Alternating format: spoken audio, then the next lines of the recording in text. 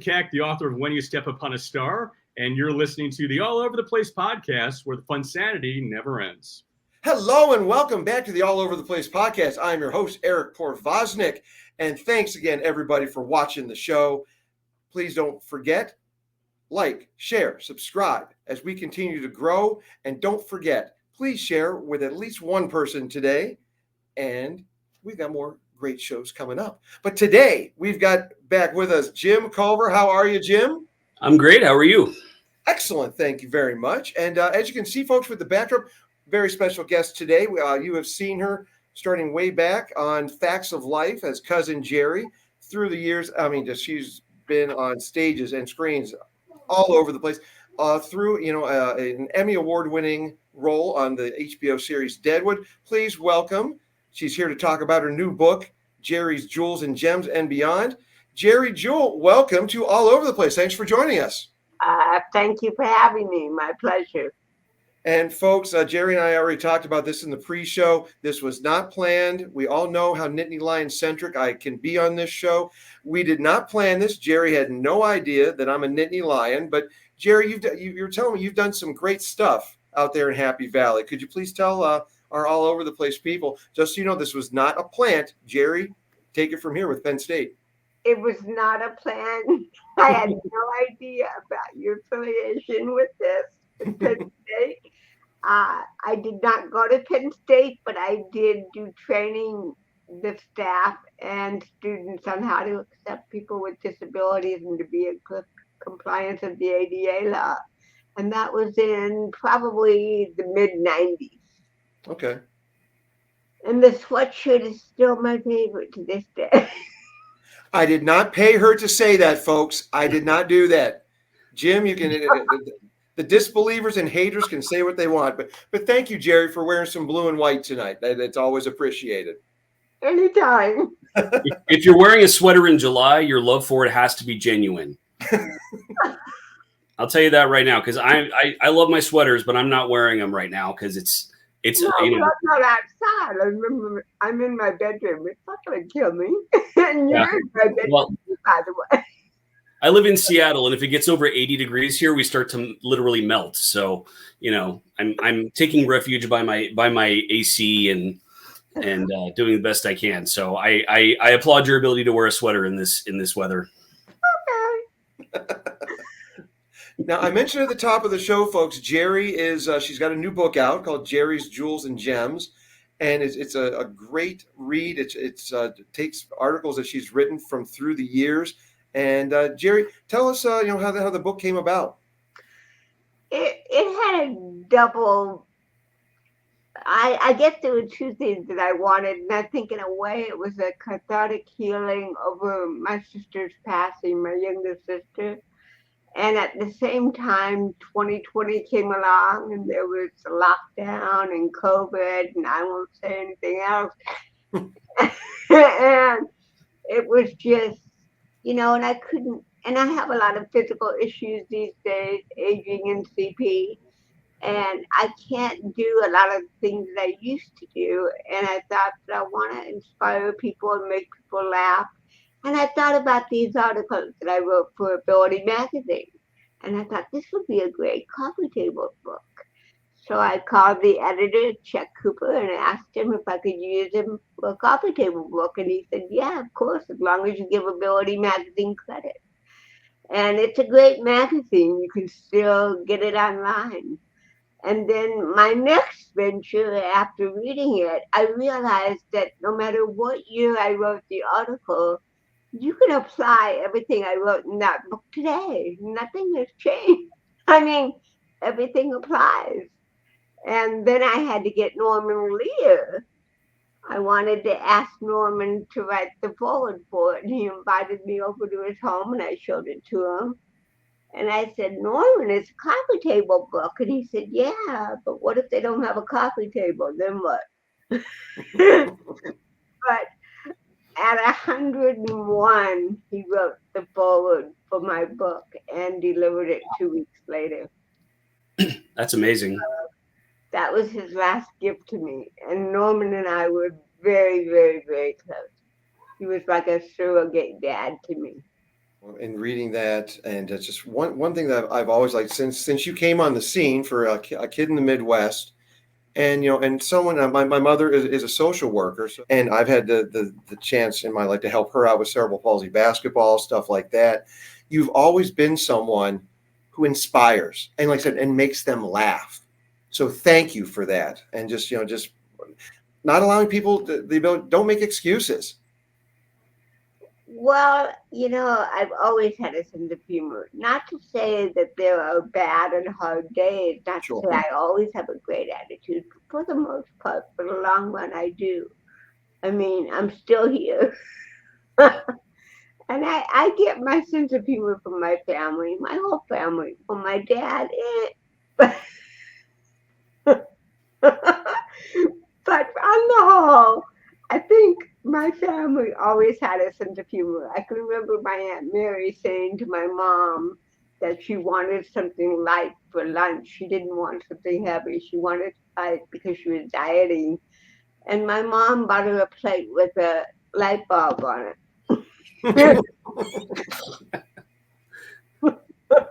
We call that a dad joke nowadays.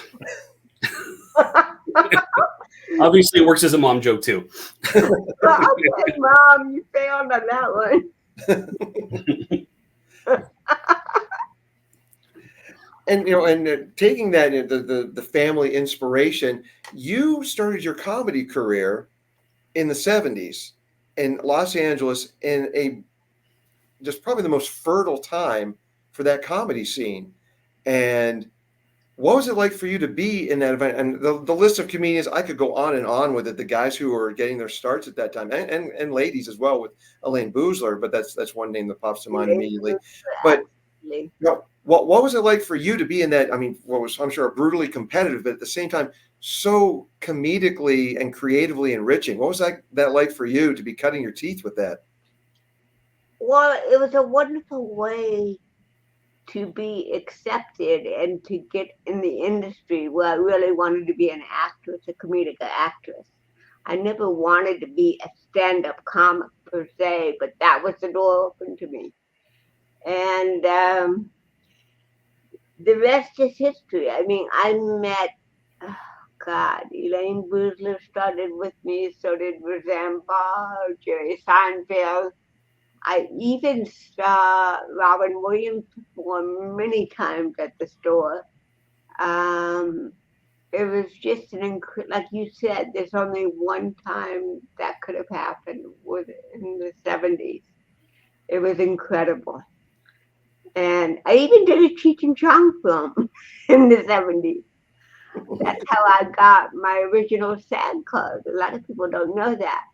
I have film credit on the film Nice Dream, but you don't see me anywhere in the movie at all.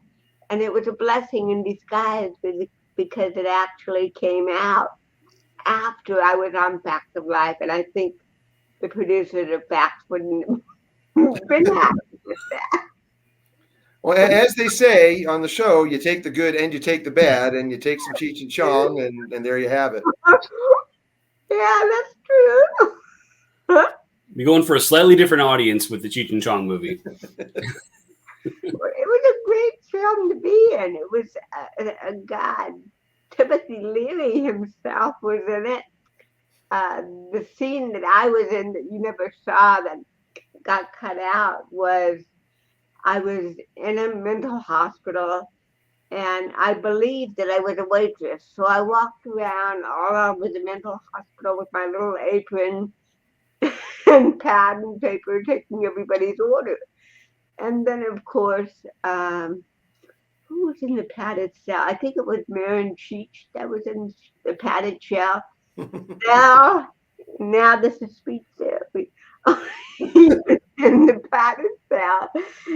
And Timothy Leary gave him a tab of acid. And on his acid trip, he saw me doing stand-up comedy at the comedy store. Fiction, truth as fiction, fiction as truth. I love it. I mean, acid might improve the show, or you never know, right? Yeah, that's true. Make the jokes funnier. And then I met Norman Lear shortly after that, and he introduced himself, and he said, "You know, you wait before your time, kid." And I said, "So wait a couple months." And 2 months later, he cast me as Blair's cousin in Facts of Life. What was that like being on that show? Because Charlotte Rae, you hear all the stories through the years of giving actress and just an amazing person she was. How did she invite you into the show and make you feel welcome with that cast? Well, she did. I mean, she wrote me a beautiful card, which I still have to this day, saying that if I ever needed anything to call her. Um, I don't think she could have helped me with a lot of the things I needed back then, because my manager at the time embezzled all my money from Fax. So it was a very hard journey. But I was actually very, very close to Lisa Whelchel. And we just had a reunion just last week. And we were even roommates. We lived together for a year back then. And seeing her, almost 50 years later, was just amazing. We had the best time in the world.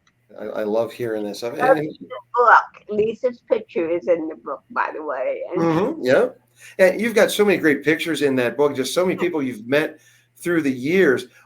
What's the ride been like? Because you're one of those rare performers who has been relevant over so many years. And what's the ride been like?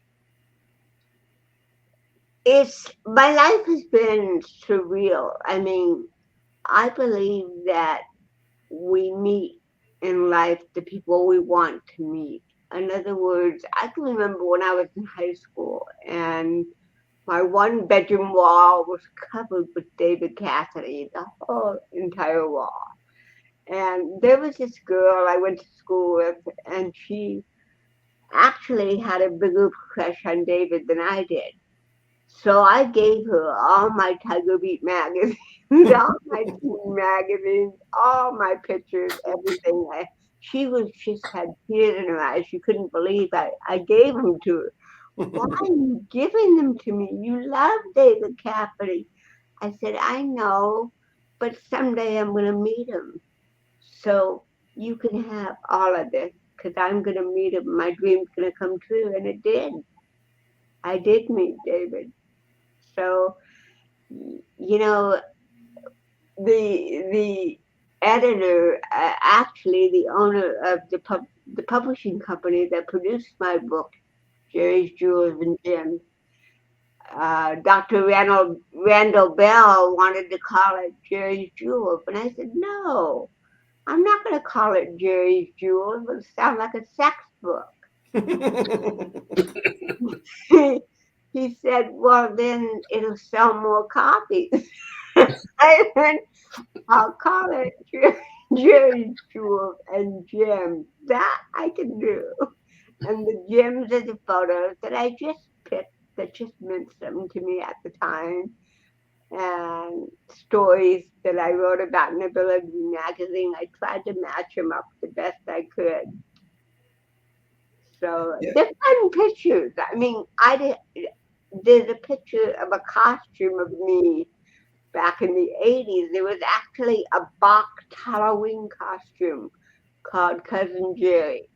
And it was voted the 100 worst costumes ever made. Yeah, I'm glad you bring that up. One thing about your style of comedy is something that I briefly dabbled in comedy. We'll come back to that in a second. But self-deprecation, I think, is a great way to help get your audience at ease. I mean, if we can't make fun of ourselves, who can we make fun of? But what's your take on how comedy now is? And it just feels people just don't want to be offended as much. And do you think that you can still do self-deprecation comedy in today's comedy climate? You know, it's interesting you should bring that up because I started writing Carol Burnett when I was about 12. And she always wrote me back whenever she could. And the essence of every single letter was, if you want to be a comedian and actress when you grow up, get into acting in every capacity. She told me there was no guarantee that I would become professional. There's no guarantees in life, period. The important thing is to put out the effort and to try. And one of the reasons Carol Burnett was one of my first idols, per se, because she had a wonderful sense of humor about herself. Mm-hmm. But it wasn't malicious. It wasn't making fun of other people.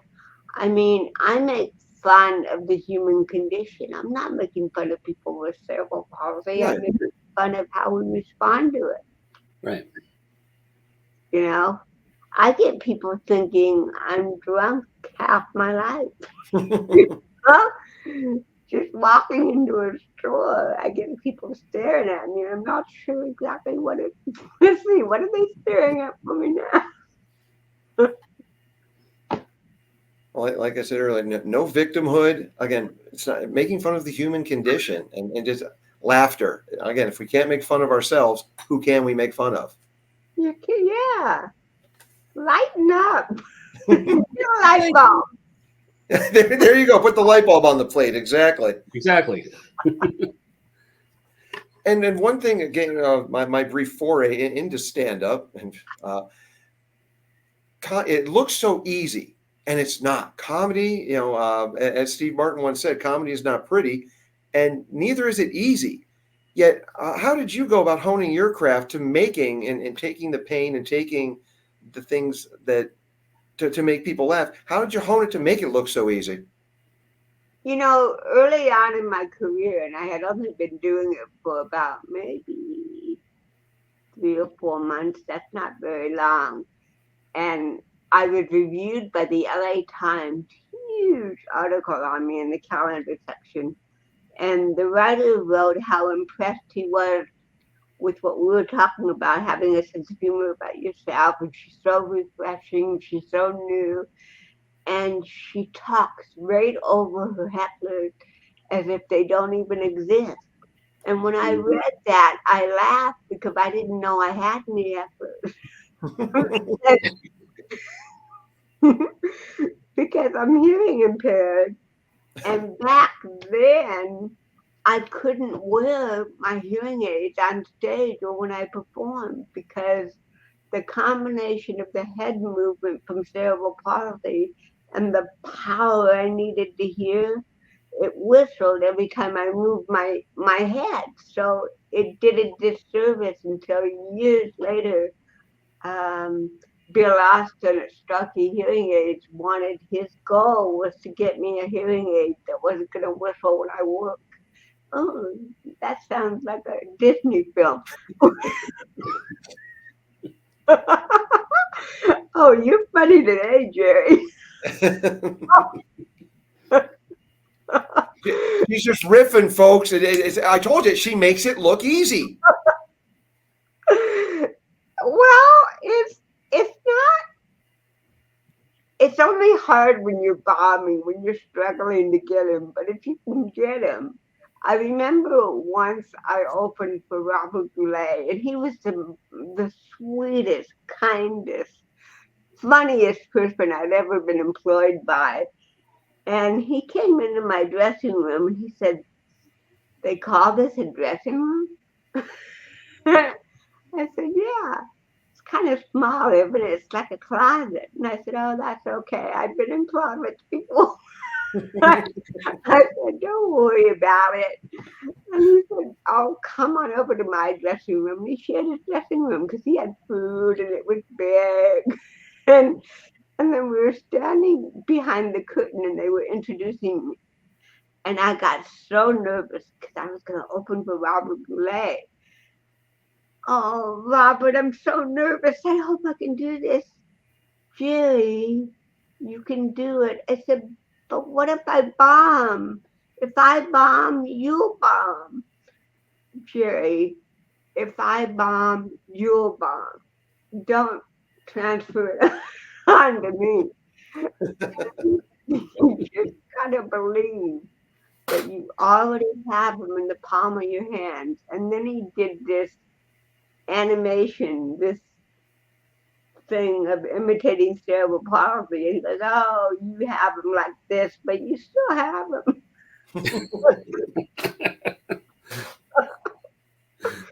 And he couldn't do that if I didn't have a sense of humor about myself. He knew intuitively that I had a sense of humor about myself, just like he did. You have to.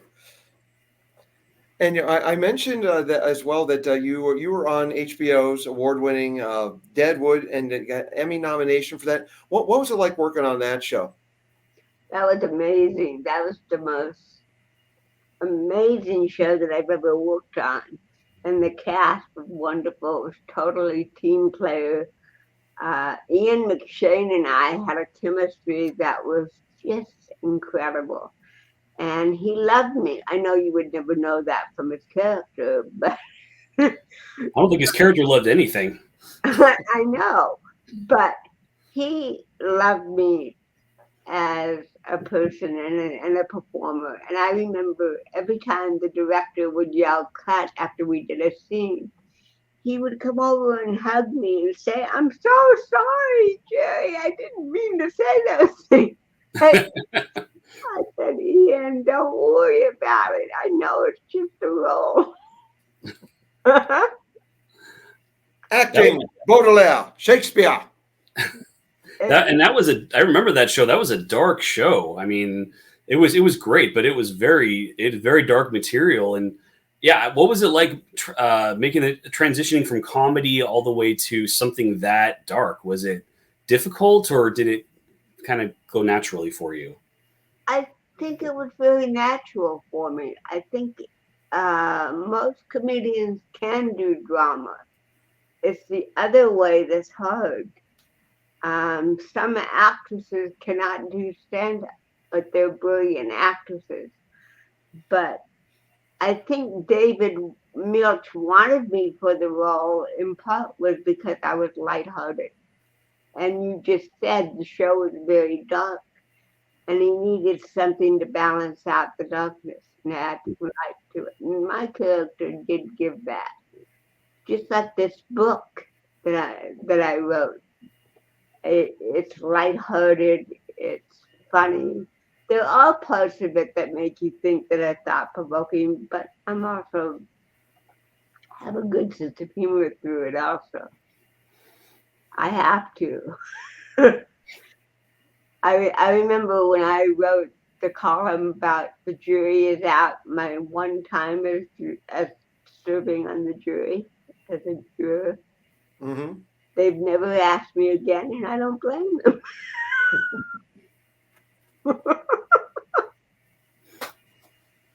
Well, the book, Geri's Jewels and Gems, folks, you can purchase that at Amazon, barnesandnoble.com. And Geri, you've been having some book signings since the book's released. Well, what have those been like? Well, one of them was in Deadwood, South Dakota, which was wonderful because I was with two of my castmates, Keone Young and Earl Brown, and we were at the new casino, Mr. Wu's Casino. Ah. So we were signing autographs, pictures, and books. It was a fun time to reunite. And I think Earl's going to be at the book signing at Barnes and Noble at the Grove this week also. Keone's out of town. But it was really, like I said, the cast was just wonderful to work with on Deadwood. And David Milch is a genius. There's no question about it. And a lot of those people, a lot of the cast members from Deadwood, Timothy Oliphant, of course, starring on Justified. A lot of the cast members popped up on Justified. I was bummed that you never got to join them there on that FX show. I never got to be on Justified. I wanted to, but I don't know what to say. Well, would you have wanted to be on Timothy's side, or would you want to be on Walton Goggins with the bad guys? Oh God, both.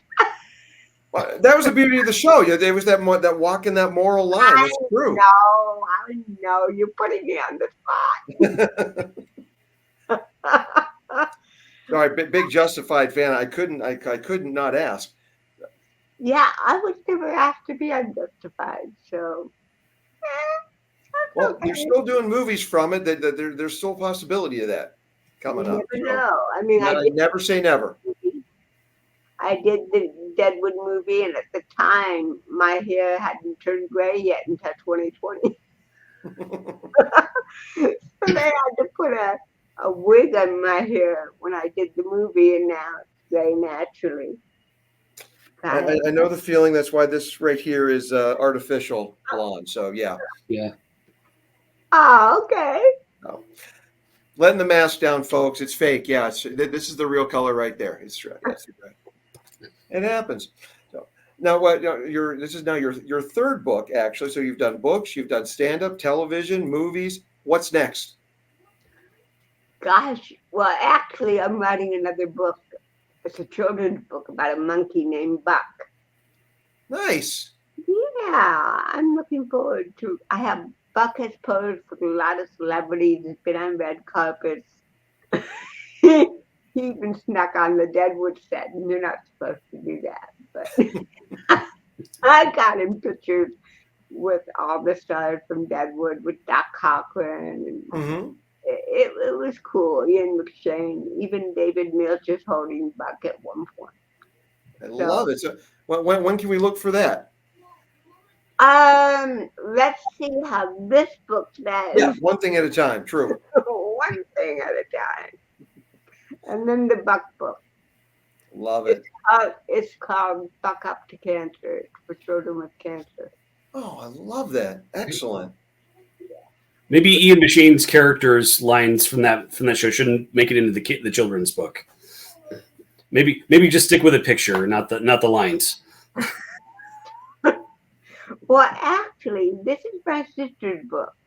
This is what she wanted to publish herself. And about a week before she passed, she was crying because she knew she wasn't going to make it. And she said, I wanted to finish my book. I need to finish my book for children with cancer. And I said, well, Gloria, I promise you that I will finish it. So I'm just finishing what she started. And it was Gloria's book before it was mine. A family affair. I love that. Excellent. And you mentioned coming up this week, you've got another book signing, and folks, be sure you go over to gerijewell.com, and for GeriJewell.com. You can check that out. Be sure to find out when her other book signings are coming up. And Geri, once again, I want to thank you for being here on All Over the Place. Thank you for years just using comedy to help people just let their guards down, laugh, not allow them to play the victim card, and just it is greatly appreciated. Thank you. Thank you. I appreciate the compliment, and I accept it. Thank you kindly. All right, folks. Thanks again for listening to All Over the Place, and be sure to like, share, subscribe, share with at least one person today. GeriJewell.com. Check that out as well. Be sure you get a copy of Geri's Jewels and Gems, Amazon.com, Barnes & Noble, or find out where she's going to be having a speaking engagement, and make sure you're there, and maybe she'll even sign it for you. I will.